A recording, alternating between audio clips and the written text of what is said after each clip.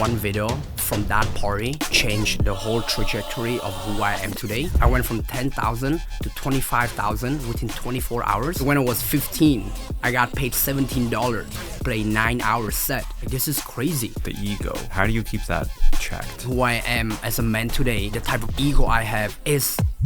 DCR Milda is a popular artist and DJ known for his high-energy sets. A former dancer, Milda prides himself on his heritage and advocates for peace, love, and hope. Trying to settle in Toronto in 2019. The first day ever I land, I got scammed on the spot at Pearson. 20 years old kid, has nowhere to go, no money, move in with a guy, and then found out that he's drug abuser and crazy OCD. He said like, yo, I don't want you to cook in here because I don't like the smell of food. The next 10 days, all I ate was milk and cereal. My parents don't know that I went through this. I would never be able to tell them that. But back in my mind, I always know that I'm a fucking superstar and no one can stop me. If you can go back in time to a young Milda, is there a piece of advice that you can give him? Damn, it's a piece of advice. You know, we find it very interesting that the majority of you who watch and listen to this show aren't yet subscribed to our channels across Spotify, Apple, YouTube. It would mean the world to us if you can do us that small kindness. It allows us to continue to bring on amazing guests week after week and continue to provide you with amazing value and content. It's the only thing we'll ever ask of you. If you can hit that follow or subscribe button, it would mean the world to us. Thank you so much and enjoy the episode.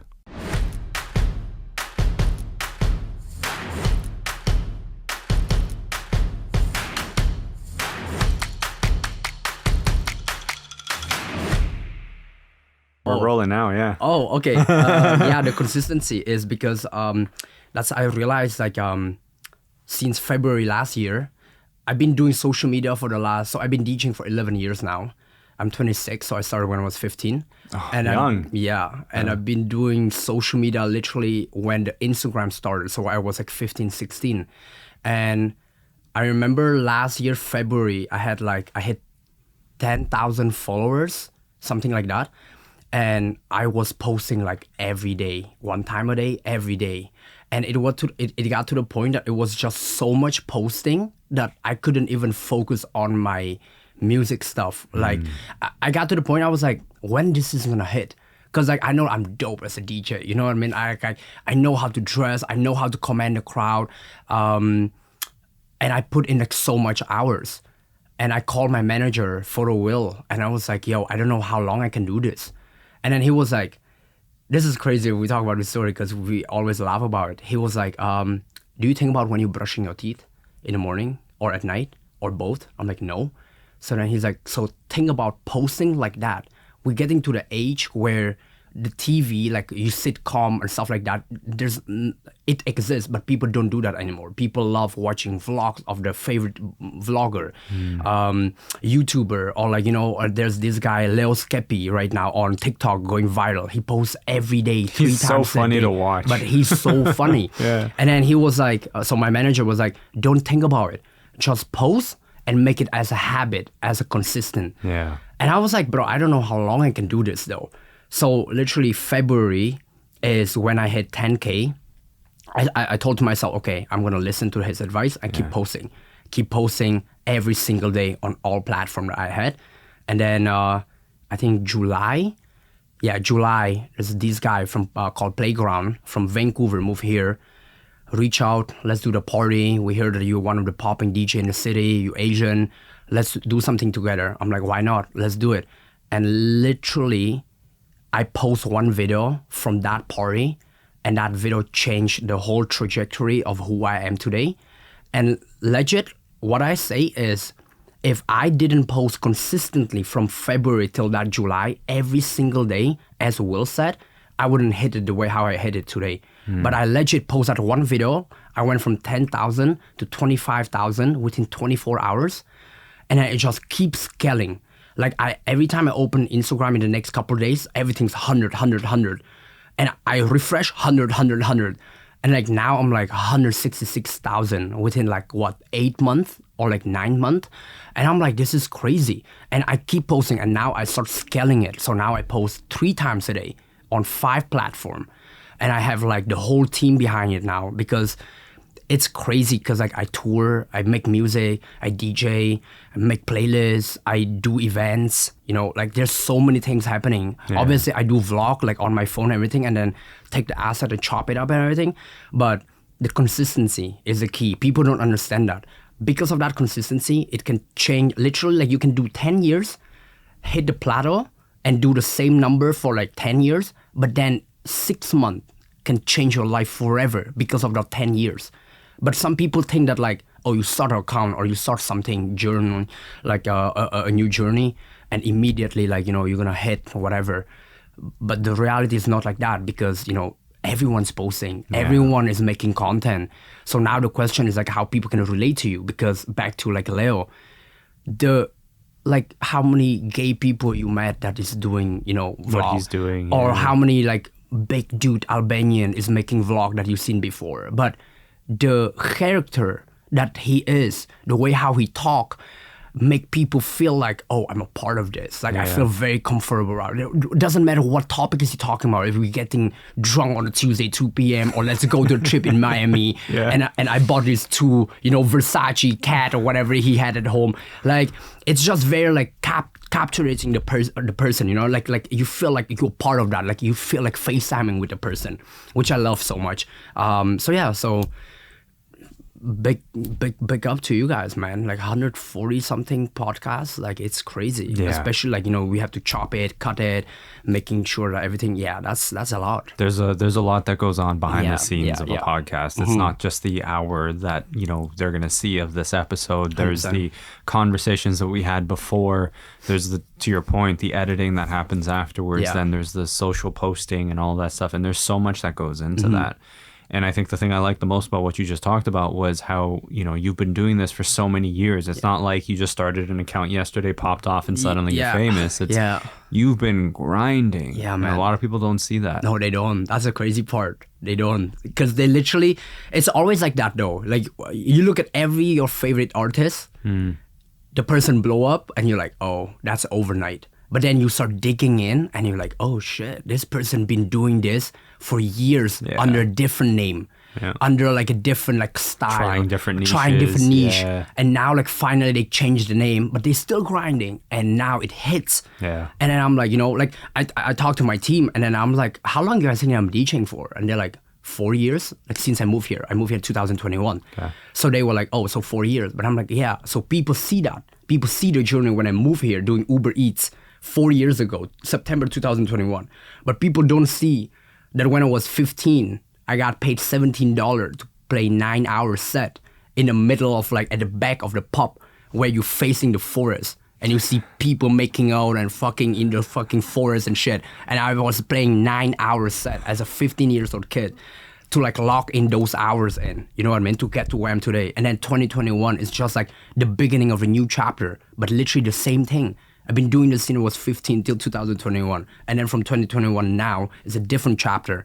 And then now we like literally like this year when this whole thing just popped up, now it's like a completely different chapter now. It's like more like organized, more put together. We see the vision. Like the vision was there the whole time, but you have the team now that see the vision. Realize it. And like we're really like on the path now.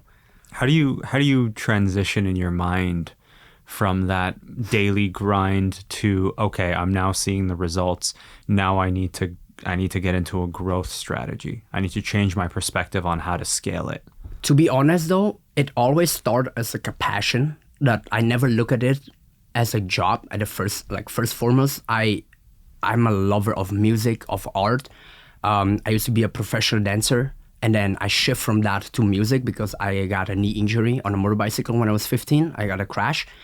And it was never, you never think about scaling, but you always think, me personally, I always thinking of how I can be a better DJ, how I can make a better set, how can I hype more people, you know what I mean? And once all of this come together, then you find the right people around who see that vision and they take you from 1 to 5 and then from 5 to 10 within those steps. It's not like I don't care about like marketing or branding or like scaling it, but I'm like really focused on the artistic side of the things so I don't get like sidetracked with like, where should we spend money? Who should we talk to as a marketing influencer and stuff like that. But then I find what is, let's say, trendy or popping right now in the circle.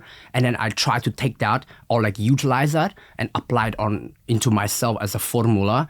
And then have like, I'm blessed enough and grateful enough to have the team around me right now to like help me to scale that into like a different businesses, different level of like, this business or nightlife, or now we're trying to even tap into like health and combine with the music and entertainment, So yeah, it's definitely the basic is still like you gotta just grind. What are you doing in the health space? So we're trying to like collab with a lot of I just did this last Tuesday. I just did a collaboration with Spin Class, right? On cool. Ossington. Yeah. So we brought music, we brought vibes. They bring people. We combine together, make an event where like everybody sweats together, and then after the class we socialize. So now we're trying to like tap into with like more local gyms where we can like Sunday morning where we bring like the whole nightlife industry out, because like how nightlife is very taxing on you, bottlers, managers, promoters. So what we're trying to do is like last year we did this thing like every Sunday we have a class at 10 a.m. where everybody show up, 20, 30, 40 people, and then we're just working out together. Then after that we socialize, go grab food together.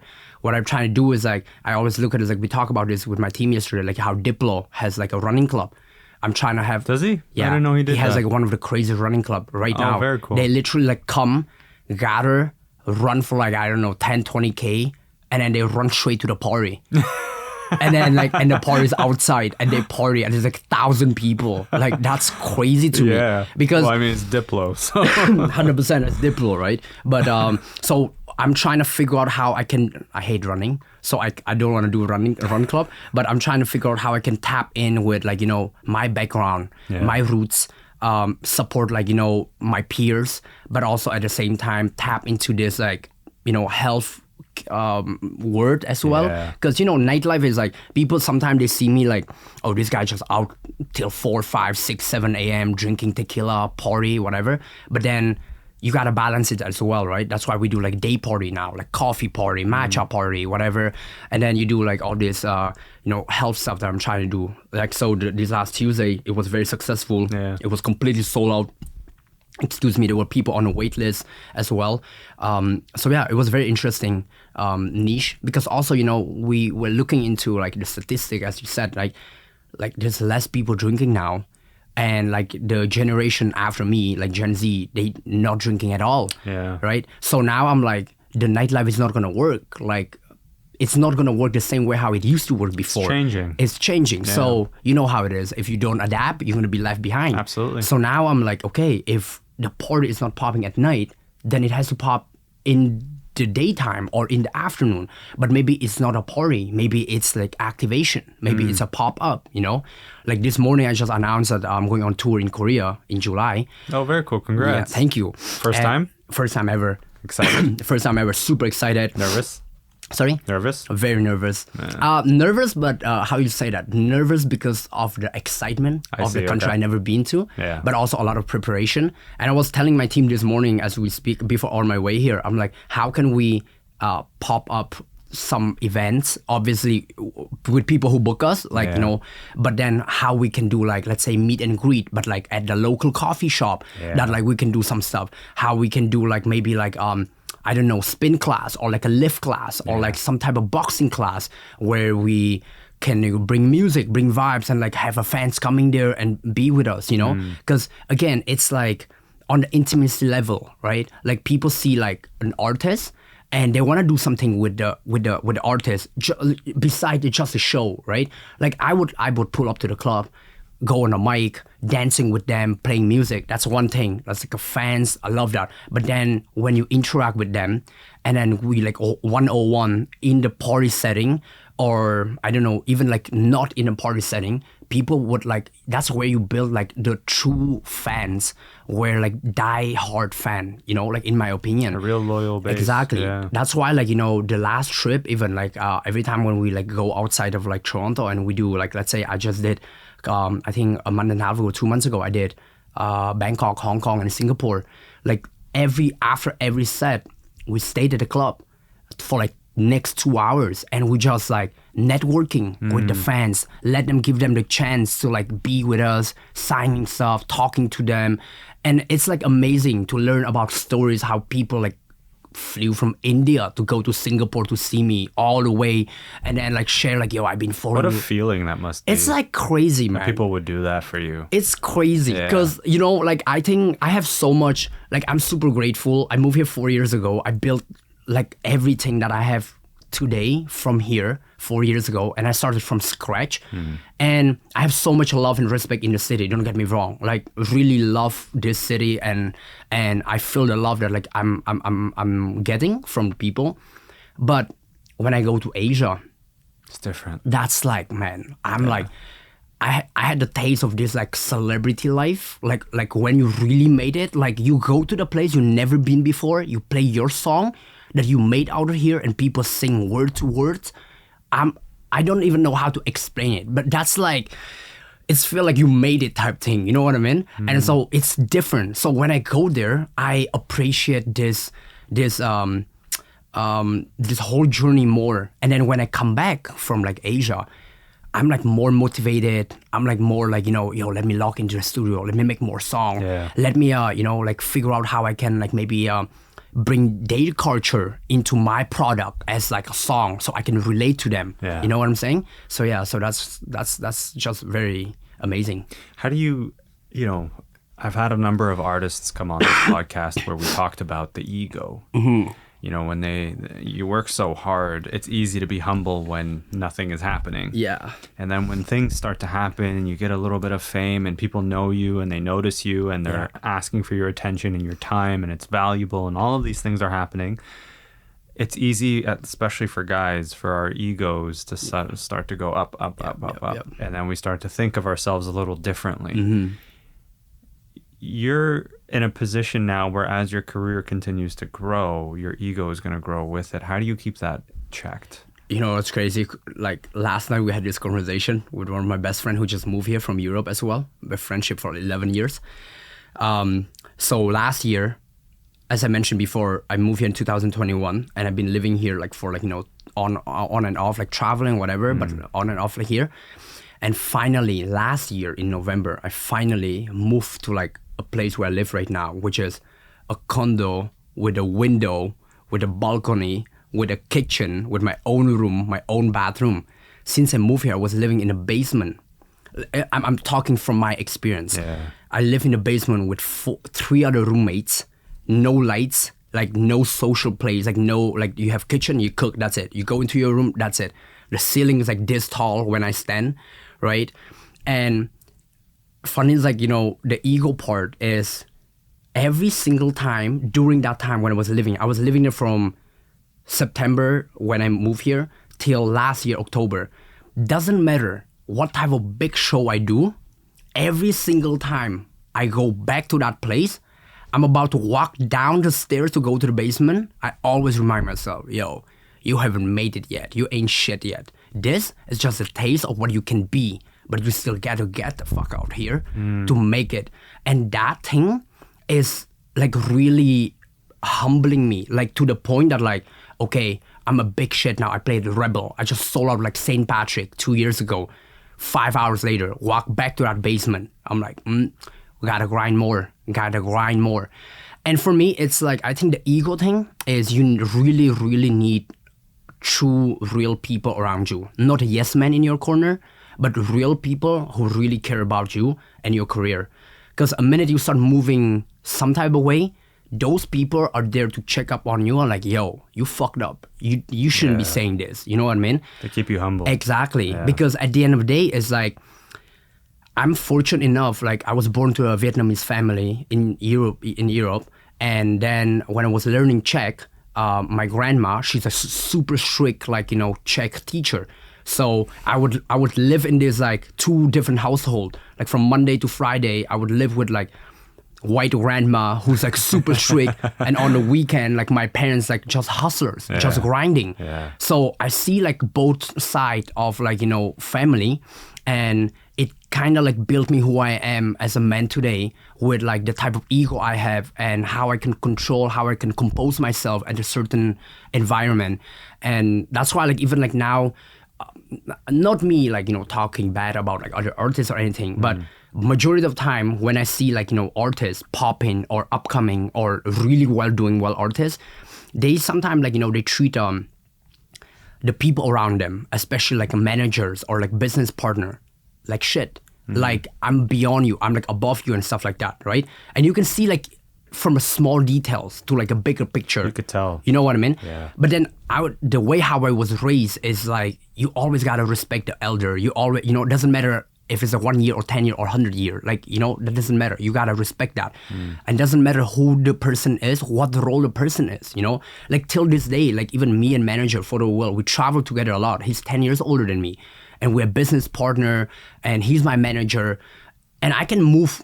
I don't think like he would let that slide because he's, also, but I never look at him and like, oh, I'm artist, I'm something bigger than you. Like, take this seat, take this comfortable seat, take this bed, like from small details to a bigger picture thing.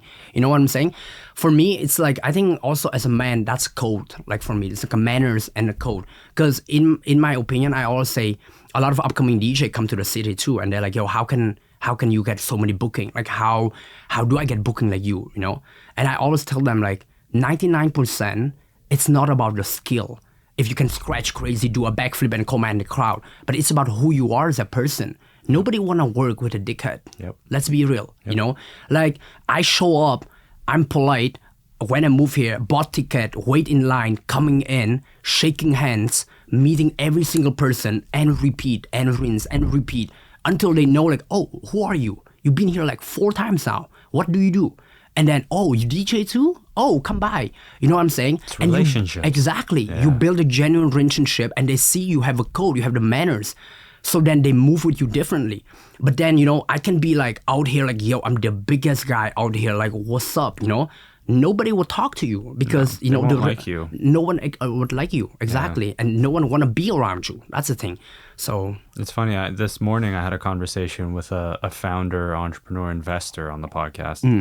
And I asked him, as an investor, do you invest in an idea or do you invest in the person?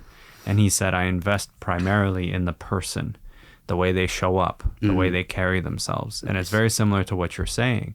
You could be an incredibly talented DJ, but if you're a piece of shit, nobody wants to work with you. 100%. They'll maybe want to work with you one time. Yep. And then they'll be like, I'm never doing that again. Not again. Yeah. And you're burning your bridges that way. Exactly. When was the last time you thought about quitting? The last time I thought about quitting? Yeah.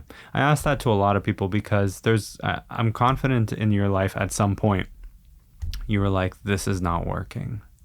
2019. Why? 2019 when I finished high school in Chatham, Ontario. So I never wanted to be a DJ though. That's the thing, right? I always wanted to be a dancer. Always. I always wanted to be like a performer, stuff like that. And when I moved here in 2018, I moved here for high school. I was in Chatham, Ontario. I came here with the purpose of like finish the high school, go back to Europe, enroll into like some crazy like, choreography school and like become like, backup dancer or whatever like that. But then when I was in Chatham, the weather change was way too rapid for my knee. And then my knee got worse. So the doctor in Chatham was like, yo, if you keep training the way how you train, you won't be able to like walk when you're 30. Oh, really? It was that bad? It was that bad. I was like, oh, so then I guess I want to walk. You know what I mean? So then I called home and I'm like, yo, I don't think like what to do now. And then my parents like, what do you mean you don't know? We know exactly what you're going to do. You come home and you're going to become a doctor. Or my dad's like, nah, doctor's too much. You're like, be a lawyer. But then I was like, no, I don't want to live like that. And then in my mind, I was like, do I really give up on this dancing or what do I do? And then, but at that time, I already like DJing and, been practicing. But for me, every time I DJ, it's like so I can be a better dancer. Because like every time when I load the song in the software, I see the kick, the snare, and I memorize that. So then I can like do a better choreography as a dancer. Oh, interesting. So I use that as a tool. I never use it as like, I want to do this. You know what I mean? And then isn't it funny how that works? You used it for something else, and here you are playing it professionally. Yeah. Exactly. And then I remember like there was a period of time when I was finishing high school, and I have like maybe 2 months about to finish, and I still have DMs from all that period of time. I have a DM where I send messages to people, like big people, like who I really look up to, like big DJs, big promoters and stuff. And I was like, yo, I need advice. Do I give up completely on this art and then call it a day and go back and just be like that, you know, ordinary Vietnamese kids born in Europe, go back. My parents at that time had a convenience store. So maybe like, you know, go back there, have a convenience store, maybe have a wife, you know, settle down. Or do I just like try my luck and just like believe in myself and just go all in? Because since I was a kid though, since I was like 13 and 14, and I could speak like Czech and Viet, I always knew that I want to be like a performer. I always like thrive at like spotlight. Like my grandma used to tell, like the one teaching me Czech, is like, yo, you gotta wear like black, like you can't wear pink. And I'm like, why? And it's like, attention is bad. I'm like, no, that's good. I want all red. Like I would walk to the class and like I'm the only Asian kids in the school, and then I would have like the whole red suit on. And I was like 15, and she's like, what the fuck is this? You know what I mean? And I was like, yo, let me be. Like I want to be like that, you know? So I always knew that I want to be really engaged in this type of like, you know, entertainment word, hospitality, but I couldn't define what it is exactly. And then in that moment, 2019, I told to myself, I'm like, okay, listen, I love all of this. What I'm doing is self-taught. A self-taught dancing, a self-taught DJing. And I was like, my parents would never believe in me if there's not proper education behind it, because, you know, traditional Asian parents. So I was like, I'm going to give myself a shot. If I can get to Toronto into any musical school, I will go there. And if I don't, then I suck and I'm going to go back home. And let's face the reality, but right? You gave yourself the chance. Exactly. And you had a plan. Exactly. Yeah. So I apply to Harris Institute, which is Queen and Sherbourne. It's a private musical college. And I applied for music production and music business. And I got into both program. So when I got into the both program, I called my parents, and my parents were in shock. They're like, what? How? We didn't know that you have that in you. Like, you can get to school with that? And I'm like, yeah. And then my mom's like, yo, here, I'm sending you some money, buy the equipment, like, if you're really into it and stuff like that. But they never, like, supporting me, though. Like, they always like, oh, that's a, like, hobby thing, you know? Like, how are you going to make money from dancing or music, you know? And then, yeah, so then in my mind, I'm like, oh, shit, okay. So I convinced my parents, that's perfect, you know? Like, now we can go. But then, when I moved here, that new chapter of me moving here was like a completely like disaster. Why? A minute I land here, like the first day ever I land in Toronto at Pearson, I got scammed on the spot at Pearson. I got nowhere to go. I got no apartment. Me, myself, 5 luggages. I was 2019. That was 6 years ago. I was 20 years old kid. Just land there, pay the guy $2,000 from Kijiji. The guy sent me the contract. I gave the contract to my host parents who was living in Chatham. She was a cop, by the way. So she read through it, everything legit. I landed at Pearson. The guy didn't show up, no key to found, and everybody left. Like, because like, you know, once you're done to high school, international, they drop you at Pearson and they move on. Good luck. I was there, standing there by myself as a 20 years old kid, 5 luggages, has nowhere to go, no money. I didn't know what else to do. So then I was like, oh, is this like how you go out here and chase your dream? Like, is this like how it's going to be, you know? And then I just went on Kijiji again. No, funny enough, I made this one friend, Leona from Belgium, and her host family from Chatham. They have like some sibling or somebody like that living in King City, not in Toronto, King City. Yeah. So I text in a group chat. I'm like, yo, I got scammed. I don't know what to do now and this. And then she was so nice. She called that family, or like her family, and she's like, yo, can Milda come and like stay with you guys for a couple of days and like figure out a situation? So the guy came. No, I took a GO train with 5 luggages, first time ever, go to King City. Which is very north, by the way. Yeah, super north. Yeah. Never been there. Went to the basement. He was there. I was here. 5 luggages, and I'm like, what the fuck I'm gonna do now? My school started in 2 weeks. I got no apartment. I got, I think, the last $500. And I know for a fact, if I call home, my dad would come and pick me up. But then I was like, I don't want to like end up like that. I don't want to like immediately give up like after the first one, you know? So then I was like, yo, you know what? I'm going to give myself a try. And I know that I'm going to make it, you know? So then the next morning I would leave all my luggages there, take my passport, $500. And like throughout the night when I was waiting in the place, I was on Facebook market group, like fuck Kijiji, not doing Kijiji no more. Facebook market group, find a new crib. The next day went to like bunch of crib, but they all look like, bro, Chinatown, super deep end. Like you open the door, you see a mouse coming out. I'm like, holy, you know what I mean? Like that type of, you know, like that type of grimy parts. Exactly. Of the city, So then like I was like, yeah, probably this is not the best idea. And then, you know, start looking, go back and forth. Took me like 3 days, you know, found a spot, university in Dundas, move in with the guy, and then found out that he's like drug abuser and crazy OCD. So like, you know, when you walk in the crib and you open the kitchen, you see 1 fork, 1 spoon, one, like everything one, you know, shampoo, conditioner. If you move it like this, the guy come back, fix it. I'm like, what the fuck? I live here, bro. And then I remember that he said like, yo, I don't want you to cook in here because I don't like the smell of food. So I'm just, so what do I eat? And he's like, I don't know, you figure out. So the next 10 days, all I ate was milk and cereal. All 10 days in that period of time. And then I was like, yo, this is not good. I lost so much weight that I remember that like my mind was all over places. And I walk around because it was downtown. Well, I was walking Dundas and Young, and there was a gym, Crunch Fitness. And I walk in, I'm like, I want to work out here. And I literally have like the last $100 with me because I paid the guy for a deposit, everything. And the guy was like, okay, let's do that. But like we have to like make a test, make sure that like you're healthy enough. And after the test, it's like, bro, I'm sorry, but you can't work out. I'm like, why? It's like, you have no muscle around your bone. If you fell right now, you break it. And in my mind, that's like where the ego come. I know that shit. You don't have to tell me that. I grabbed the paper, I left.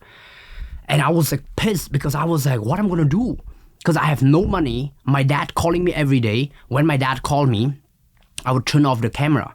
I would tell him like, yo, there's no signal for video. I can call only voice. And he's like, why? I'm like, because everything's amazing. I'm out here chasing my dream. I'm about to go to school, making sure that everything's good, you know? So my parents, till this day, my parents don't know that I went through this because I would never be able to tell them that. Why not? Even now? All these years later? I don't know, man. My parents, I think like they would feel some type of way that they couldn't help me, but at the same time I didn't want them to help me because I told to myself, if I can't help myself through this time, I'm not made for this. Yeah. But back in my mind, I always know that I'm a fucking superstar and no one can stop me. And so for me, it's like, you know, I think that I came here as a kid, like as a 20 years old kid, and built what I built till this day. The lessons that I learned from life are like the most important lesson. That's the lesson that you can't learn from any textbook at any school because life lessons are like the most important lesson. Yeah. And I think like that should really shape me who I am today in the capacity of what I'm doing. But during that first like 3 months of me like trying to settle in Toronto in 2019 was like probably like one of the hardest ever in my life that I feel like, yo, you either have to be fucking crazy to really trust your gut and go after this, or you taste it and you're like, oh shit, this is not for me. Now I know, time to go back home, you know? So that was like probably like 2019 when I had like a slight of idea that I would give up, but I never give up. And then the second time when it came up was after COVID, 2021, when I came here again. Because I thought like I have everything, you know, ready. I came and the reality was so different. Yep. So then I had to pick up a bike and do Uber Eats it cold again. And then like literally start from the bottom. Like legit, I thought like I'm ready, like, you know, like, but now the universe just keep throwing lessons at you. What, as you were talking, I was thinking of the word resilience. Mm-hmm. Is that something that in your mind you think someone can learn, or do they just have to have it? Like, are you so unique in your resiliency that someone else in your shoes would not have been able to do that? Or could they have learned something along the way to teach them how to deal with that kind of adversity? Because this isn't just a one small problem that's an inconvenience. Like, this is you're scammed when you arrive at the airport. You have to go figure out how to move into another city, and then you figure out the one thing after the other, and it just kept stacking. Yeah. I think that your why has to be so big to convince you that if you are made to do this, or are you willing to learn how to adapt to get to that why or not. Like, my why is so big that I can't give up. You know what I mean? Now I got to the point that I could never even think about give up anymore, but my why is still the same. What is it? Right? I always say that, you know, I do believe that I was born with a gift to change my family and my people. When I say my people is, I'm Vietnamese, born in Europe. I didn't belong there. You know, when I moved back to Vietnam to learn the language, I didn't belong there either. And then when I moved here, I didn't belong here, but I have these two country nationality with me. And my why always was, how can I be that person that if another kid like me in 100 years want to pursue something like this and is about to give up, look at that like, oh shit, there was some DCR Milda back in the day that never gave up, made it that big for his people.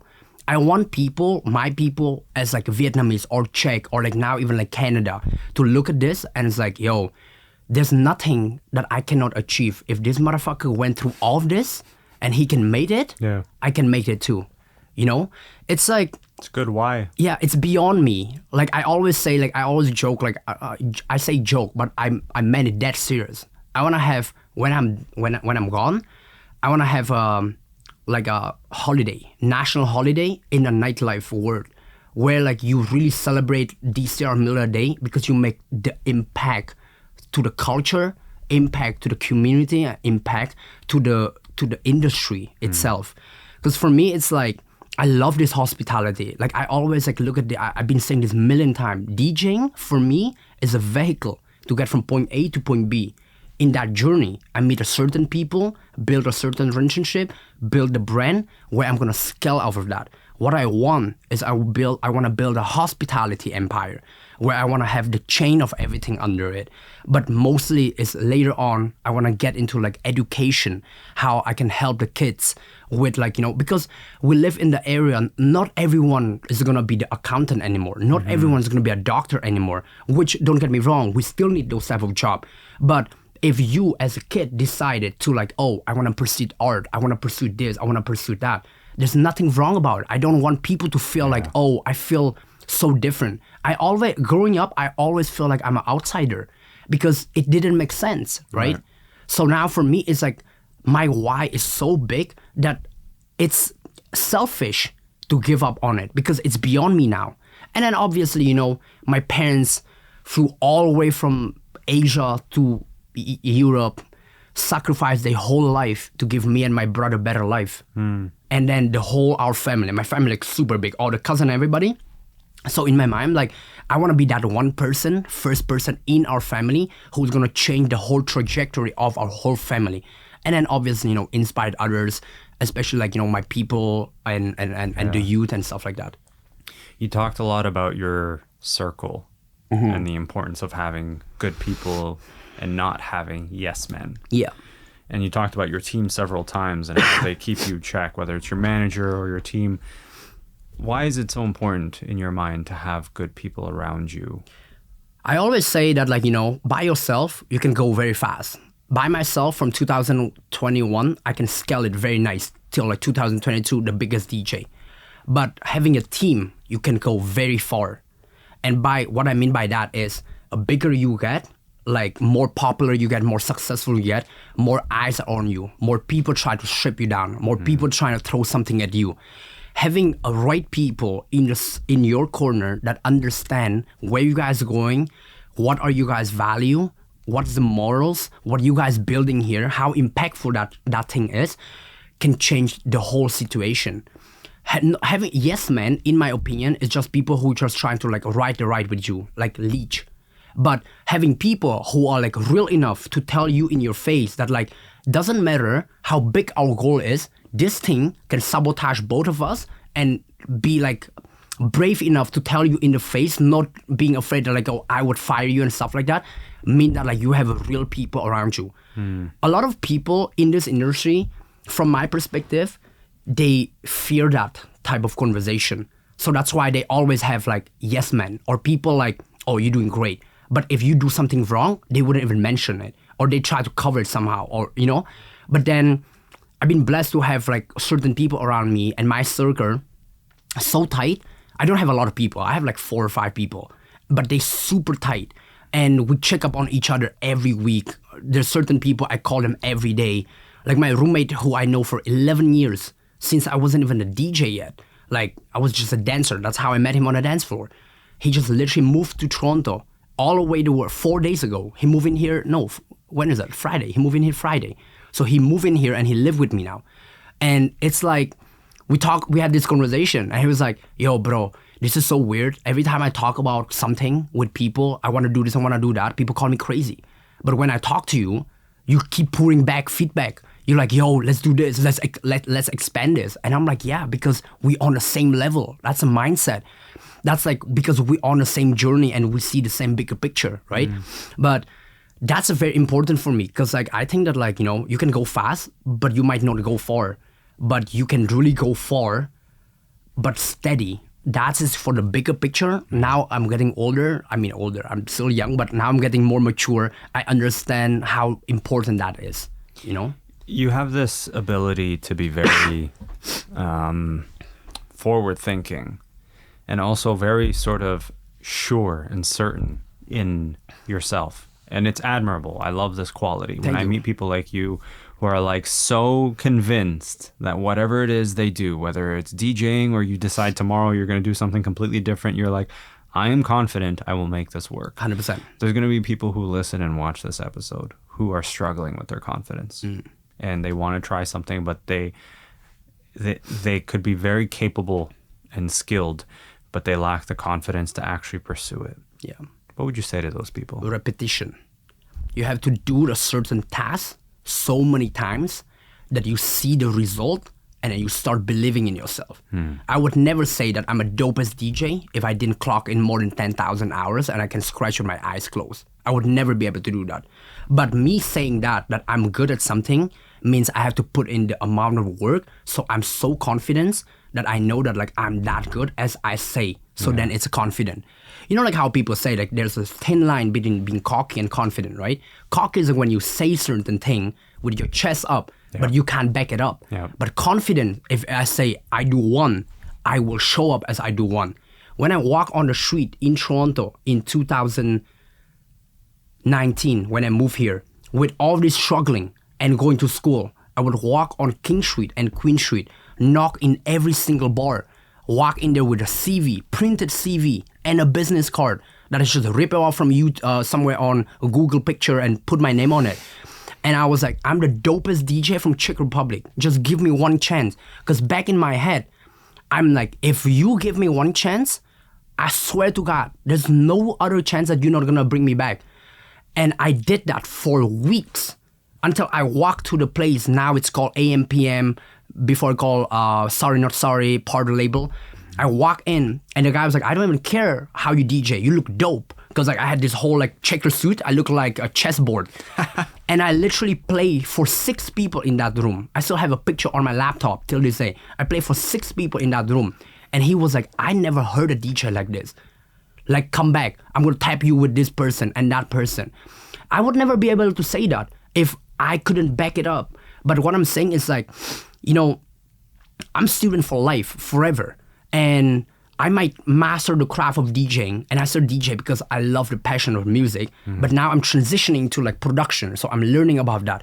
But what I'm saying is like, the confidence is built through the repetition of the action that you put in the craft, right? Like you can't wake up one day and say, oh, I'm a dope speaker because you like to speak. But then like once you put in the hours of you talking and like, you know, all this stuff, so then you like, oh, and then the words you're saying match with who you are, right?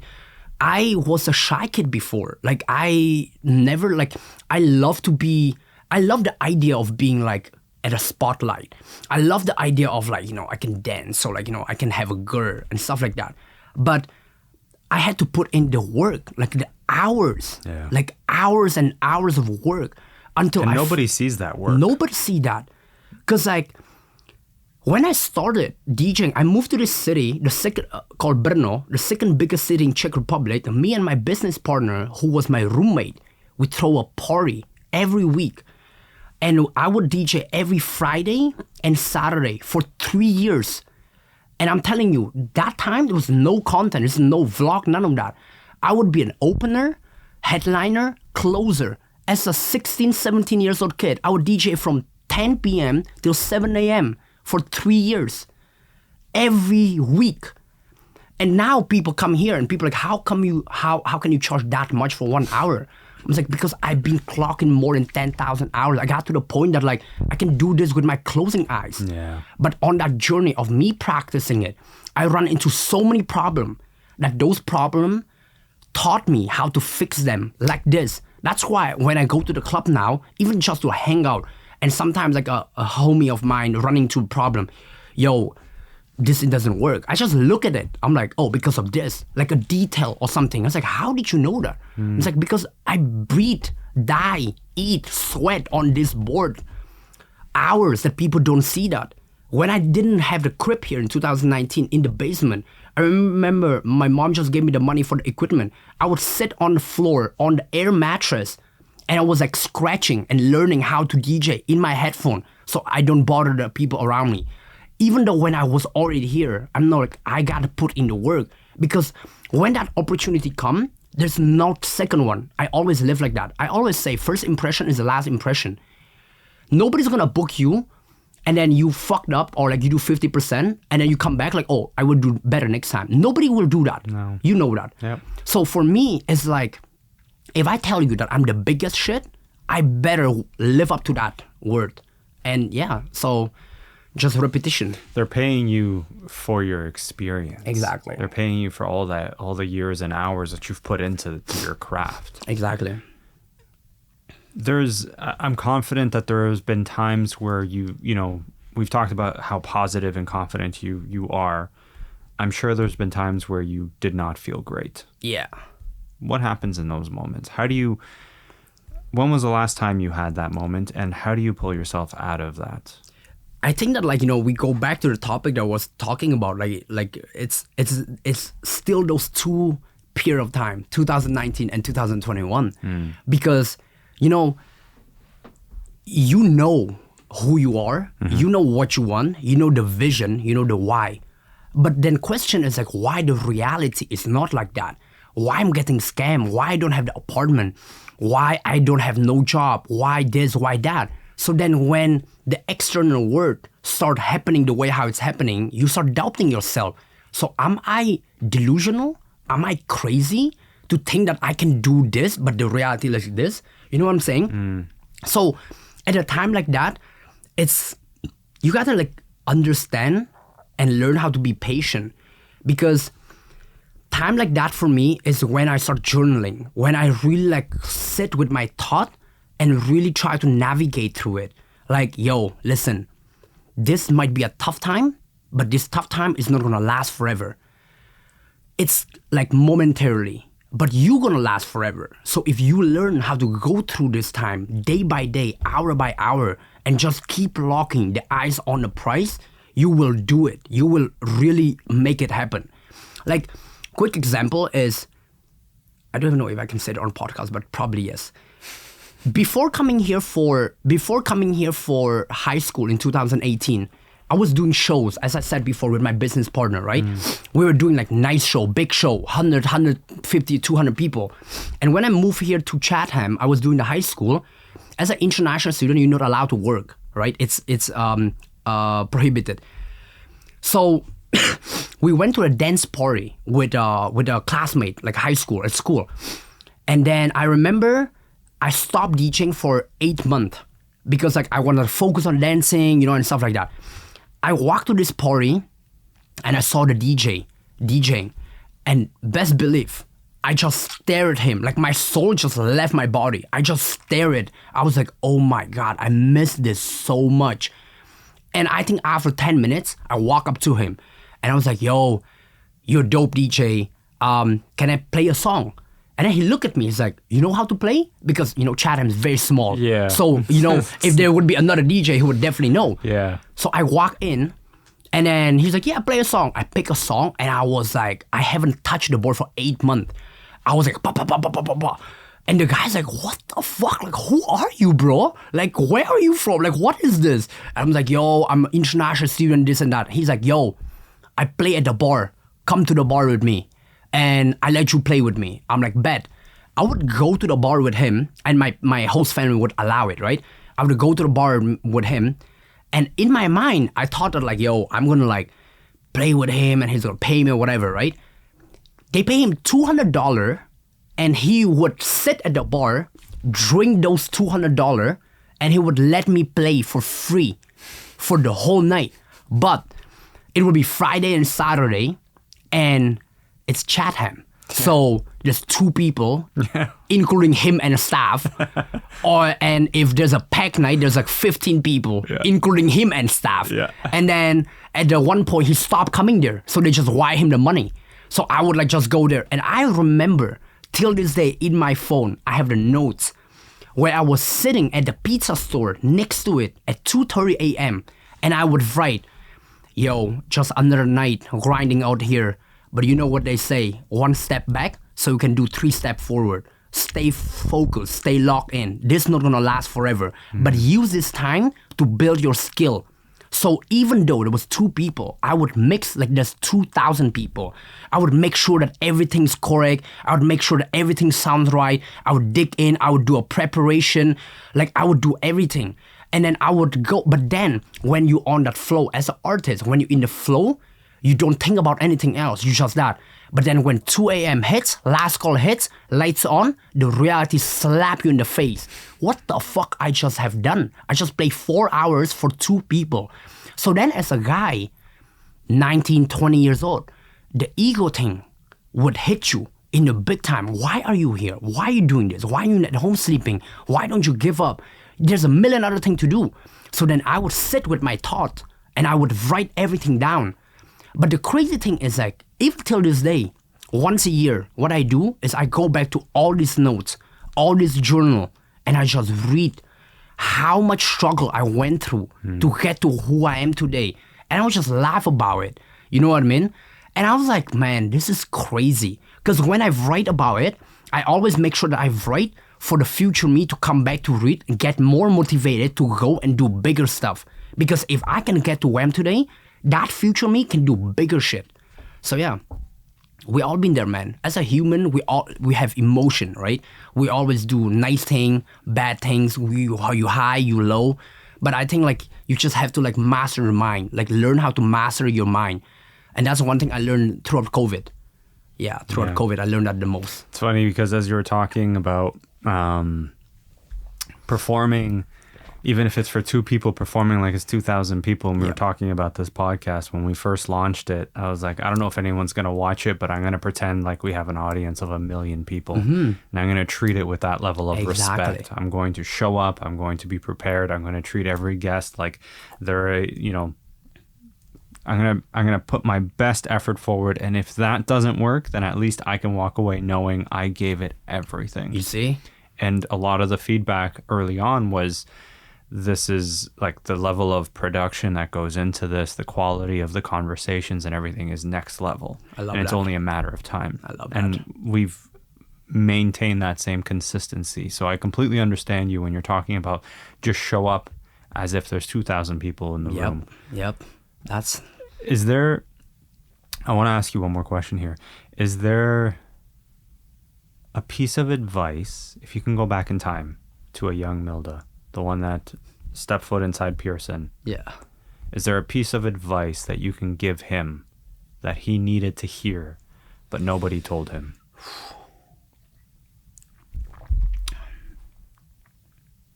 Damn, the piece of advice. Probably if I knew, no one told me that. At that time, if I knew, if someone would tell me that it's not going to be easy, it's going to be very hard. Like, especially this path.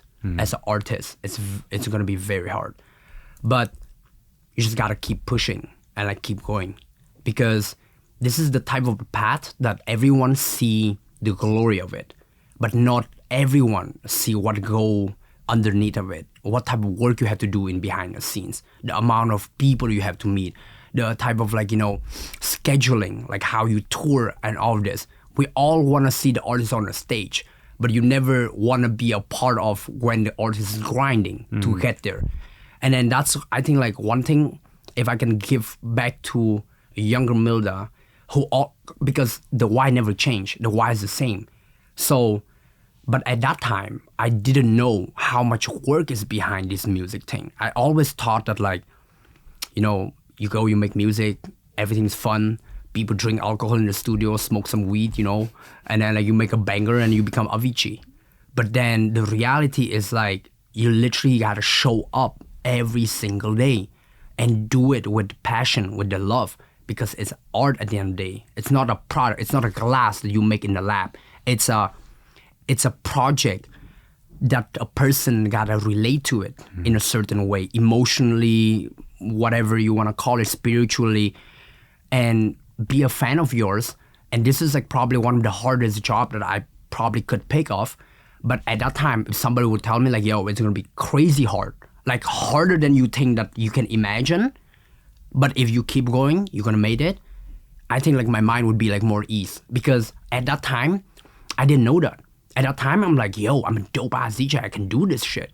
But then when the reality hit, as we spoke, when one thing come to another thing come to another thing, and the next thing you know is you buried under it, I'm fuck, man, when am I gonna get a break from this, And the reality is you will never get a break of it. You might get a balanced life, you figure out, I had a system now, where I figure out a certain way how to treat myself on a day off, how to do this, do that, how to distance myself, how to, disconnect myself and stuff like that. But it's not gonna get easier, but you're just gonna get used to it more and you're gonna get better at it. So then it's easier. But then, as I said, a student of life, there's still every day's new thing coming in. You gotta learn, you gotta apply it, you gotta adapt to it. So yeah, the only piece of advice is it's gonna be super hard. But if you keep going and you're persistent, you're gonna get there. Well, it's funny because even now, with the success that you're achieving and seeing in your life, there's still going to be obstacles that are going to happen today, tomorrow. It's a different type of problem. I always tell my boy, the artist I'm working with, it's a different type of problem we're dealing with now. But you're in a position of privilege because the fact that you're dealing with this specific type of problem means you've worked to this level. Exactly. So you've earned that problem. Exactly. Yeah. I always Will, again, my manager, he's my mentor.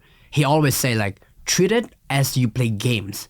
You have to fight all these bad guys and then you meet the final boss. Yeah. And once you finish that final boss, you in the next chapter, but then there's more bad guy. Yeah. But those bad guy are worse than the bad guy before. And the final boss is bigger than the previous final boss. It just keeps getting harder and harder. It's harder. Yeah. But then on that journey though, you build the skill, you build people, you build the foundation so strong that when you get there, now you're way stronger. Now you more, you understand more things. Yep. Now the problem is a completely different type of problems, 100%. Yeah.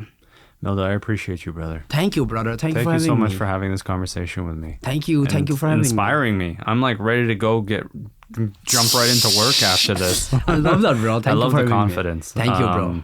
And best of luck in Korea. Thank you. It's going to be exciting for you. Yeah, man. And let's do a part 2 once you're back. Oh, yeah. I'm super excited. Let's do that, man. Thank you so much for having me. Amazing podcast, man. I love the studio as well. And yeah, thank you for having me or sharing the story. I appreciate you. Sick, bro. Thank you so much, everyone. Thank you.